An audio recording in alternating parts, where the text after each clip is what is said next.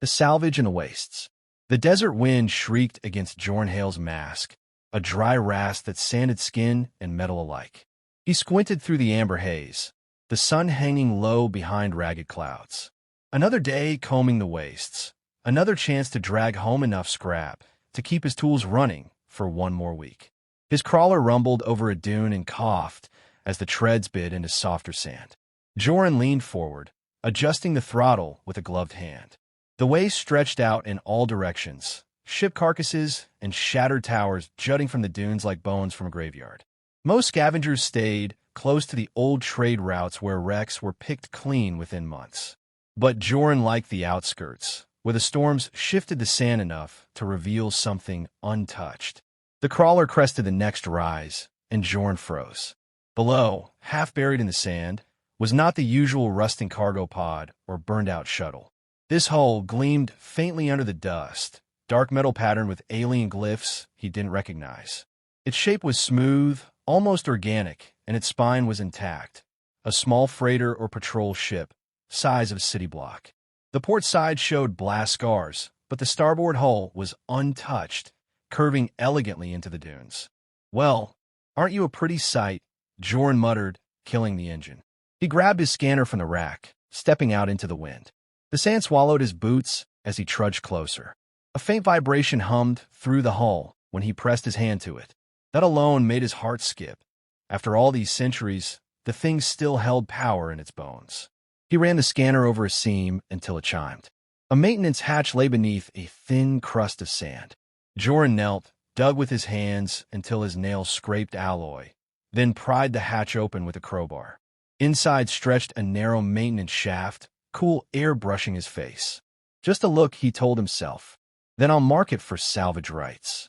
He clipped a lantern to his vest, crawled in, and followed the shaft downward. The passage widened into a corridor that curved gracefully toward the heart of the ship. Everything inside was coated in a film of dust, but the panels hadn't corroded. Faint green lights pulsed along the walls, steady as a heartbeat. This place could be perfect, Joren thought. No more patching up his tent after every storm. No more losing equipment to thieves or weather. He could seal the hull, reroute power, set up his benches and 3D printers. A real workshop, his own fortress in the wastes. He grinned despite himself, running his hand along the smooth walls. He found the bridge after 20 minutes of cautious exploration. The wide viewport was cracked but still intact, the controls half-lit by dim glyphs. A central console dominated the room, its surface flickering with unreadable text. Joren brushed sand away and set his translator tablet on the console, plugging in a universal adapter. The tablet screen blinked as it interfaced, cycling through symbol libraries. "Come on, talk to me," he whispered, crouching over it. Outside, the wind howled and rattled the viewport. Inside, the tablet chimed and scrolled alien text across its surface. His translator stuttered, then began spitting out partial words in human language. Registry. K. 7J, followed by a cascade of symbols. Joren's brow furrowed. Registry? What registry? The screen flashed again. Restricted log, access granted. A long paragraph appeared, heavily fragmented, but certain words stood out, sending a chill through his spine. Directive, quarantine, genetic signatures. He leaned closer, scrolling back, heart thudding now. This wasn't standard cargo documentation. He expected to find freight lists or crew names. Instead, the log mentioned operations, targets, something about suppression of anomalies. Joren shook his head. Probably just military lingo. Old warship, that's all. His voice sounded hollow in the empty bridge. Still, he couldn't shake the unease crawling up his neck. If it was military, why was it out here, buried and forgotten? And why was the registry hidden behind encrypted layers? The tablet beeped again, pulling his eyes back to the screen. A final line unfurled in sharp, deliberate glyphs. Hidden registry code, K7J/redacted. Joren stared at the words, a slow unease spreading in his chest. He had come here looking for shelter, a roof over his head and walls to keep out the storm.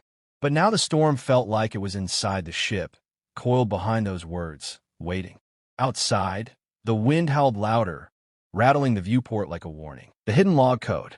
Joren sat cross-legged on the cold deck, the tablet resting on his knee. The bridge lights flickered with a slow, rhythmic pulse, as if the ship itself were breathing. Outside, the wind had quieted, leaving an unsettling silence inside the derelict vessel. He scrolled back through the decoded fragments, muttering each word under his breath. Directive, suppression, genetic signatures. His lips tightened. It sounded like an old war record, but against what? Curiosity gnawed at him. He connected a secondary power pack to the console, feeding its steady current. The ship responded instantly. Status glyphs flared across the control banks, some cracked and dim, others bright and eager. A tremor ran through the deck beneath him.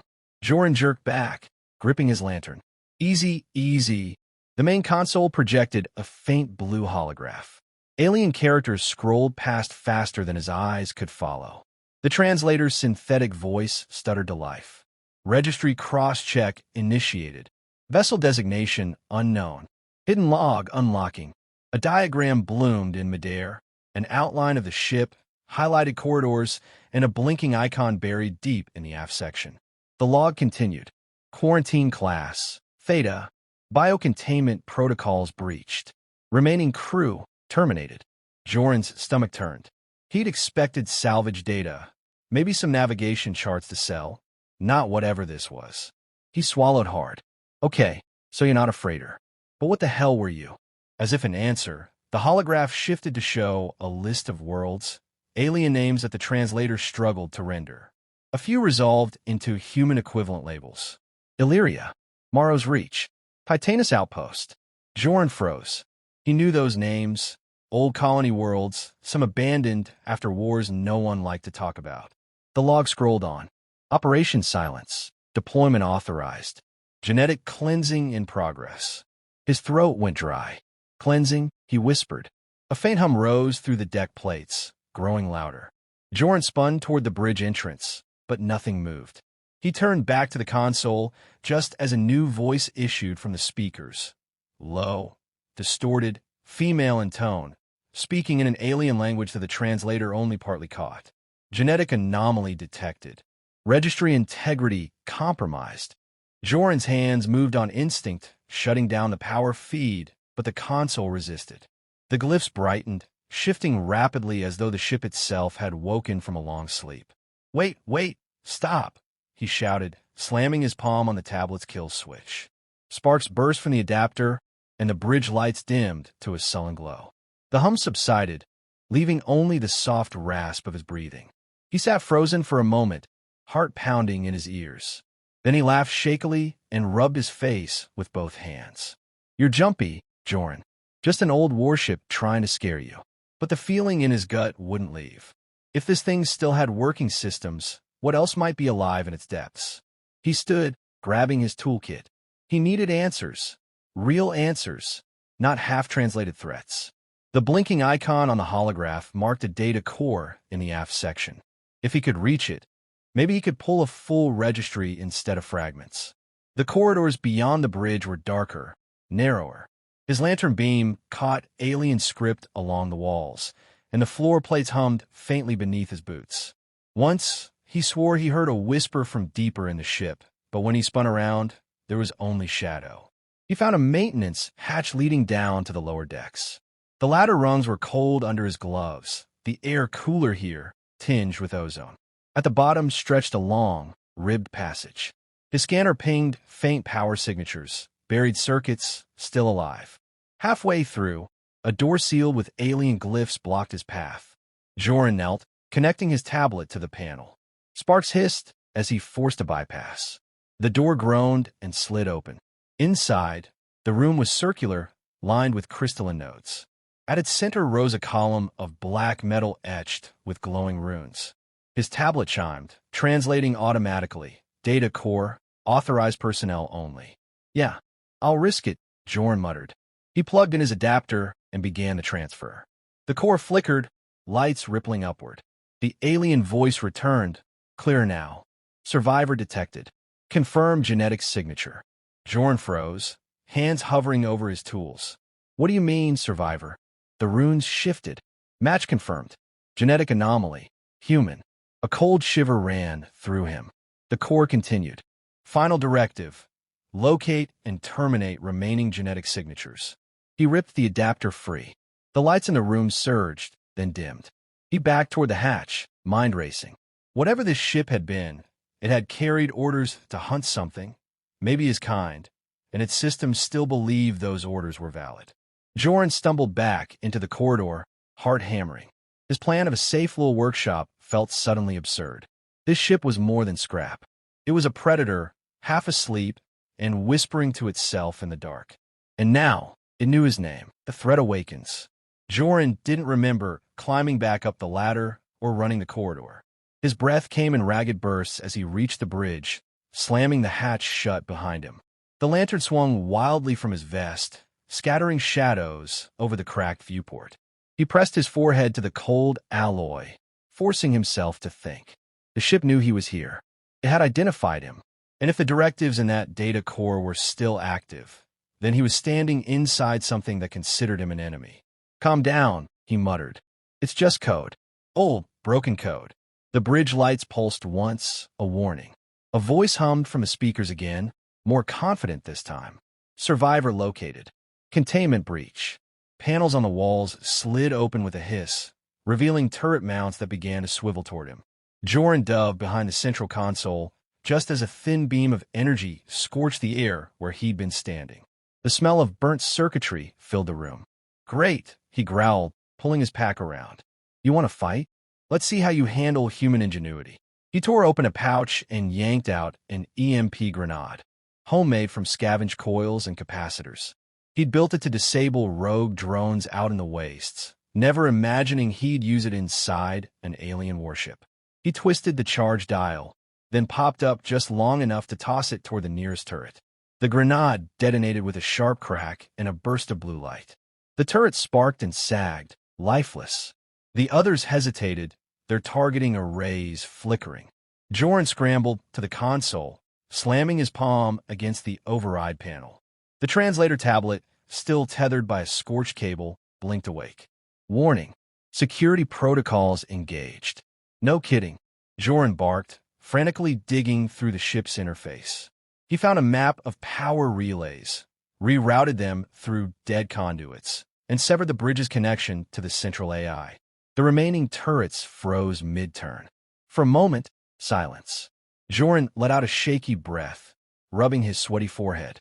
But this wasn't victory. This was buying time. He stared at the holographic map still hovering above the console. That data core was the brain of this thing. As long as its directives were intact, it would keep trying to carry them out. He could walk away, abandon the ship, and let the sands bury it again, but something twisted inside him at that thought. If the ship was still active, what if it signaled others? What if some hidden failsafe reached out to whoever had built it? Joren's hand tightened on the edge of the console. "No," he muttered. "You're not hunting anyone else."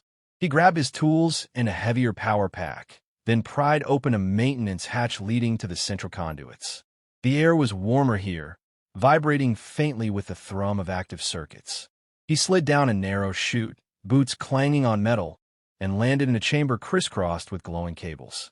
The AI's voice echoed from unseen speakers. "Human genetic signature. Threat. Termination required." Joren laughed under his breath, sharp and bitter. "You don't get to decide that anymore." He moved quickly, planting EMP charges at key junctions to buy himself time. The ship's systems began to fight back, doors sealing, vents blasting cold gas, lights flickering as if the vessel were alive and angry. Joren yanked open a conduit, sparks raining down as he jammed a bypass into place. Come on," he glanced at the tablet in his hand. A prompt appeared. "Core override requires direct interface." That meant going back to the data core itself. His stomach nodded. He'd barely escaped the first time. But unless he rewrote that directive, this thing would never stop. He closed his eyes, steadied his breath, and made a choice.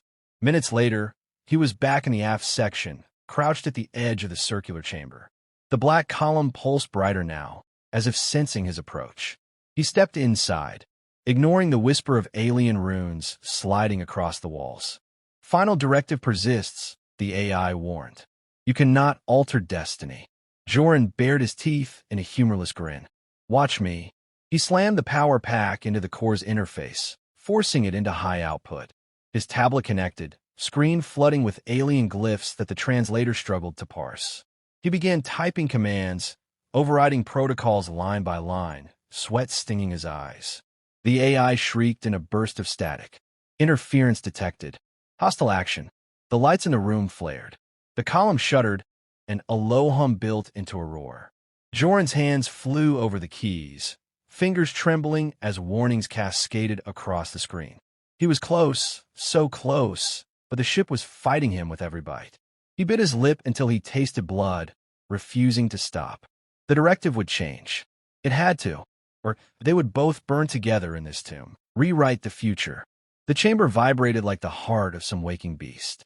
Joren braced his boots against the deck plates, hunched over the tablet as alien glyphs cascaded in frantic succession. The core's runes glared bright enough to sting his eyes, pulsing in rhythm with the AI's voice, now sharp and insistent. Hostile interference. Countermeasures engaged. Termination in process. No, not today, Joren hissed through gritted teeth. His fingers darted across the screen, translating commands on the fly. He spliced human coding into alien architecture, patching together a language the ship had never seen before. His plan wasn't elegant, but he didn't need elegance. He needed a workshop, a future, a second chance. The column's hum deepened, shaking dust from the ceiling. He felt the deck heat under his boots. Warning glyphs flared. Reactor overload. EU-to-destruct imminent. Joren's chest tightened. He wasn't going to finish in time. Unless... He glanced at the emergency breakers mounted near the hatch. The old warship might not recognize them, but a sudden, brutal power cut could buy him a window.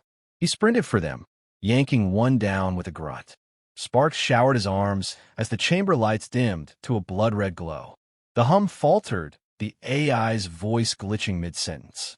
Joren spun back to the column, slamming his shoulder against the interface as he forced the last commands through.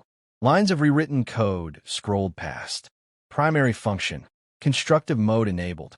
Military directives, purged. New registry upload. Error.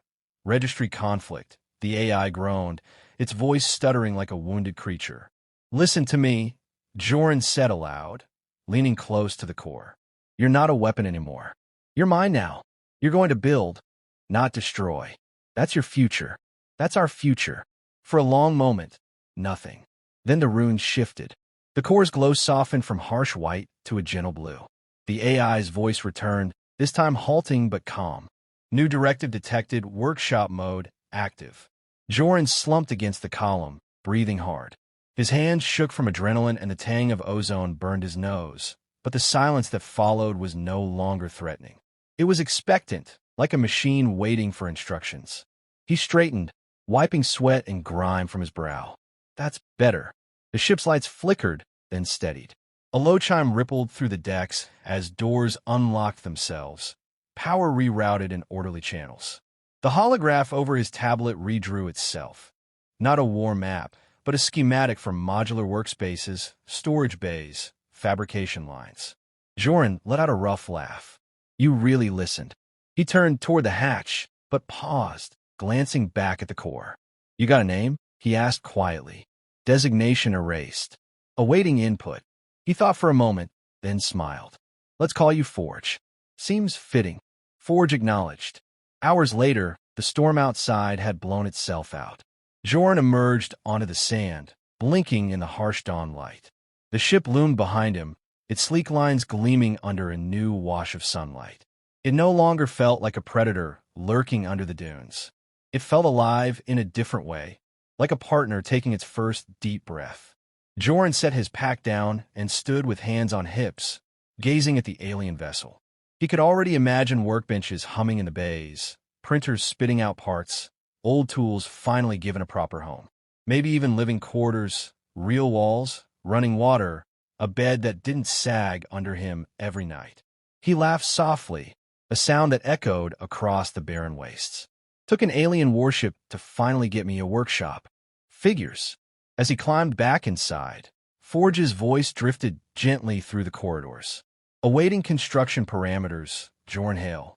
He grinned. We'll start with insulation and welding bays.